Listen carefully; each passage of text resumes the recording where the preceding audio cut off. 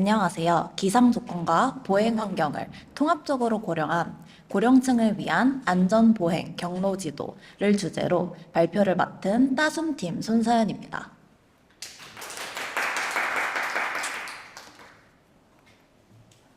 네, 발표는 다음과 같은 순서로 진행되겠습니다.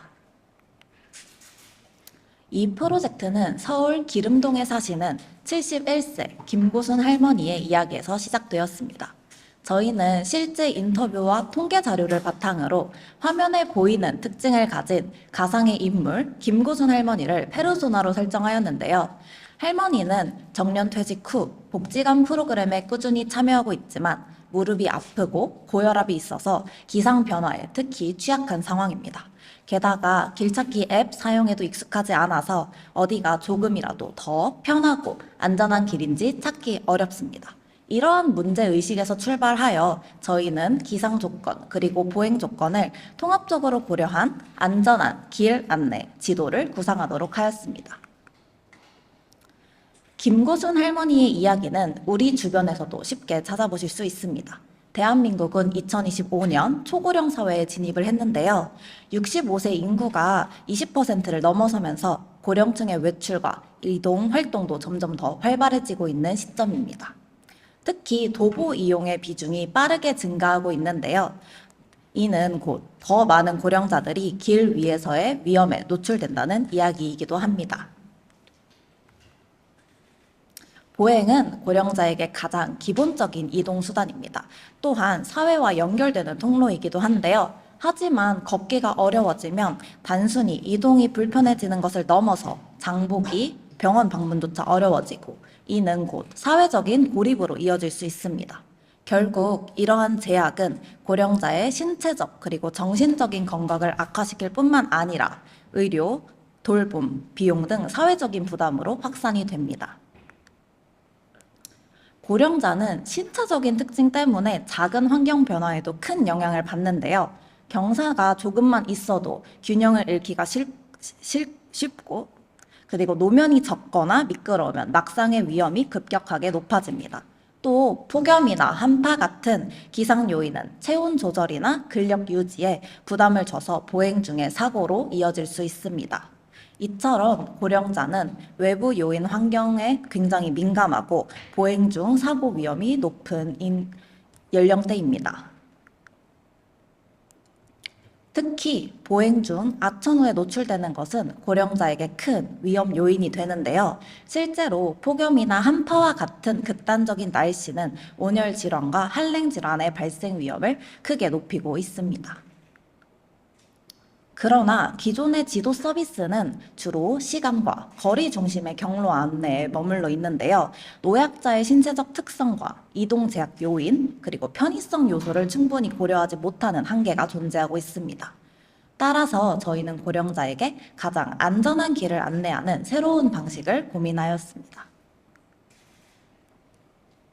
저희는 김고순 할머니와 같은 고령자의 안전한 이동을 돕기 위한 최적 경로 서비스를 개발하였습니다. 이 서비스는 위험 요소는 최소화하고 편의시설물을 함께 고려하여 고령자의 이동 편의성을 높이는 안전 경로를 우선적으로 추천합니다. 또한 폭염이나 강우, 한파 등과 같은 기상 조건을 실시간으로 반영하여 날씨 변화에 따라 위험 요소의 가중치를 조정하고 그에 맞는 경로를 안내하고 있습니다. 전체 시스템의 구성은 다음과 같습니다. 먼저 서울시 열린 데이터 광장과 생활안전정보, 오픈스트리트 맵과 같은 공공 데이터를 수집하여 고령자에 영향을 미치는 기후, 안전, 교통 정보를 통합하였습니다. 이후 수집된 시설물 데이터를 서울시 도보 네트워크와 결합하여 경사도, 사고 다발 지역, 보행, 쉼터 등 각 도로 구간별의 환경 정보로 정량화하였습니다. 이를 바탕으로 저희는 맞춤형 안전 경로 알고리즘을 설계하였고 기상청 API를 연동하여 실시간 날씨 변화에 따라서 경로를 동적으로 추천하는 구조를 만들었습니다. 마지막으로 이러한 분석 결과를 UI, UX 환경으로 구현하여 사용자가 쉽게 안전한 길을 탐색할 수 있는 서비스 형태로 완성하였습니다. 저희가 사용한 데이터셋은 기후, 보행, 지도 관련 세 가지 주요 카테고리로 구분되고 있습니다. 사용한 변수는 왼쪽 표와 같으며 저희에는 각 변수의 특성에 맞춰서 정규화를 적용하였습니다. 최종 데이터셋 구성을 위해서 각 보행 컴포넌트에 포함된 요소들의 개수는 도보 네트워크를 기준으로 버퍼를 설정하여 탐지하였습니다. 도보에서 깨진 노드 조각은 라인 스트링을 기준으로 복구하였습니다. 다음은 각 도보 네트워크의 위험 점수를 계산하는 코스트 함수입니다. 이 식은 물리적인 거리, 위험, 안전 요소 및 이들의 가중치로 구성되는 식인데요. 위험 요소는 값이 클수록 위험도가 높아지며 안전 요소는 미설치 또는 부족할 경우에 페널티를 부여하는 형식입니다. 저희는 기온, 강우 여부, 그리고 낮, 밤에 따라서 총 12가지 시나리오를 생성하여 각 시나리오별로 최적의 경로를 추천하고자 하였습니다. 다음으로 가중치 설정 방식에 대해서 설명드리도록 하겠습니다. 선행 문헌이나 사회적인 통념에 기반한 가중치 설정 방식은 아무래도 재현성과 객관성이 부족하다는 한계가 존재하고, 반대로 데이터 기반의 접근법은 실제 보행 패턴과 괴리가 발생할 수 있다는 한계가 또 존재하는데요. 그래서 저희는 이 두 가지 방식을 결합한 하이브리드 방식으로 가중치를 설정하였습니다. 저희는 실제 보행 요소 데이터로 1차적인 가중치 범위를 설정하고 분산을 최대화하는 목적 함수를 적용하여 경로 간의 차별화를 유도하였습니다. 또한 모든 시나리오에 공통적인 제약식을 적용하고 이후 전문가 지식과 문헌을 바탕으로 시나리오별 제약 조건을 설정하여 실제 도보 패턴에 맞는 최적 가중치를 도출하였습니다. 이러한 과정을 통해서 저희는 각 시나리오에 따라 제약 조건을 차별화하였고, 보시는 화면은 시나리오 1, 4, 7의 제약 조건식입니다. 경로 탐색은 다음과 같은 과정으로 진행됩니다. 사용자가 입력한 장소명은 카카오 API를 통해서 법정동 주소로 변환된 후 위경도 좌표로 다시 한번 변환됩니다. 변환된 위경도는 네트워크 상의 최근적 노드 좌표로 매핑이 되며, 이를 기반으로 출발지에서 목적지까지 최적 경로가 산출되는 형식입니다. 이때 도출되는 경로는 시나리오 하에서 최소 비용을 보장하는 최적해입니다. 저희는 김고순 할머니의 주요 이동 경로였던 기름동 아파트에서 복지관을 출발지와 목적지로 설정해서 경로를 직접 비교해 보았는데요. 그 결과 날씨와 각 시나리오에 따라서 경로가 뚜렷하게 달라지는 모습을 직접 확인해 보실 수 있습니다. 특히 폭염이나 강우 같은 악천후 상황에서는 일반 지도에서 제시하는 최단 경로 대신 우회 경로를 선택하는 경향이 더더욱 뚜렷하게 나타났습니다. 도출된 경로는 저희가 직접 가서 확인을 해 보았는데요.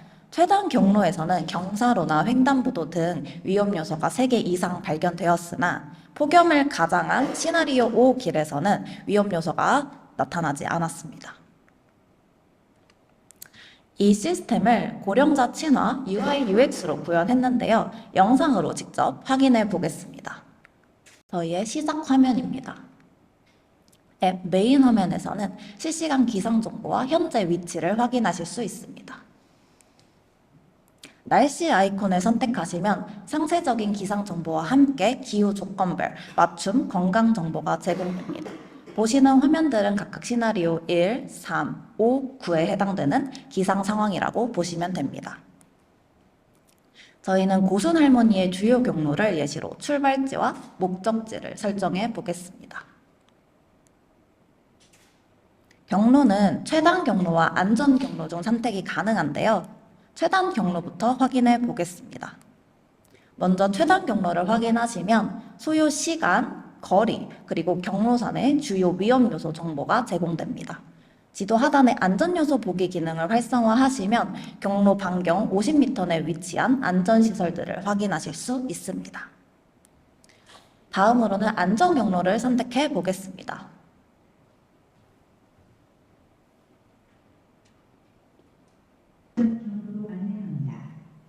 있던 경로로 안내합니다. 기름 유타 올레미안 8단지 아파트에서 성북노인 종합복지관까지 22분 소요되며 거리는 2.8km입니다. 안전한 경로를 추천드려요. 위험 요소 3개를 회피합니다. 모든 안내는 음성으로도 지원이 되고 있습니다. 또한 마지막으로 공유 버튼을 통해 지인이나 보호자에게 실시간 경로 정보 전달이 가능합니다. 저희의 이 서비스는 지자체, 복지기관, 민간 플랫폼, 그리고 지역 확산 전략으로 폭넓게 활용될 수 있습니다. 먼저 지자체 복지기관과의 협력을 통해서 위험 지역 대응 체계를 고도화하고 목적별 맞춤형 경로 추천 서비스로 적용할 수 있습니다. 실제로 저희는 복지관 이용 고령자를 위한 산책로를 도출하여 해당 복지관에 직접 전달해 보았습니다.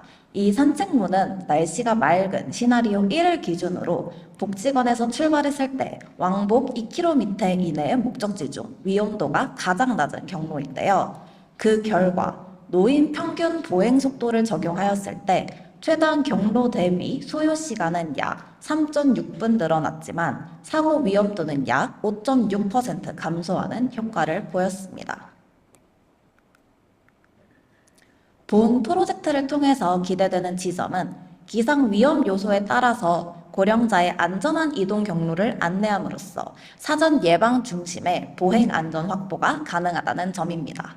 이를 통해서 고령층의 이동권과 자율성, 삶의 질을 향상시킬 수 있습니다.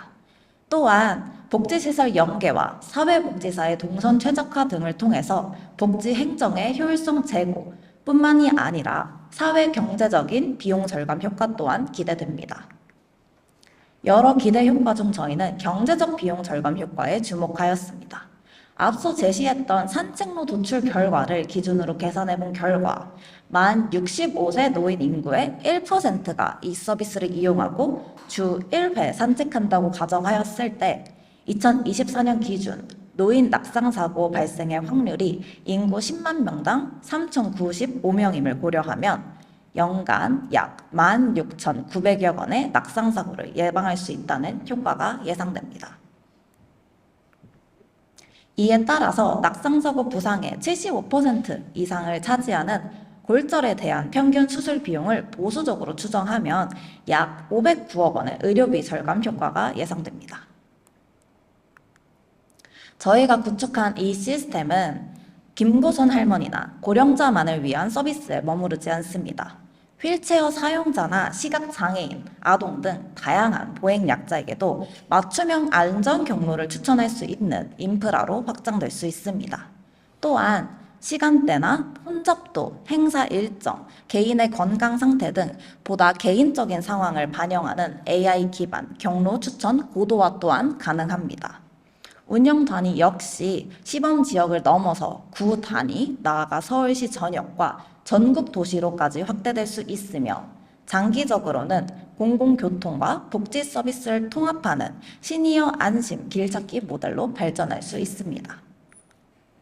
이번 프로젝트는 데이터가 사람의 이동과 안전을 새롭게 설계할 수 있다는 가능성을 보여주었는데요. 앞으로도 데이터를 통해서 더 나은 사회적인 가치를 만들어 나가도록 하겠습니다. 이상으로 발표를 마치겠습니다. 감사합니다.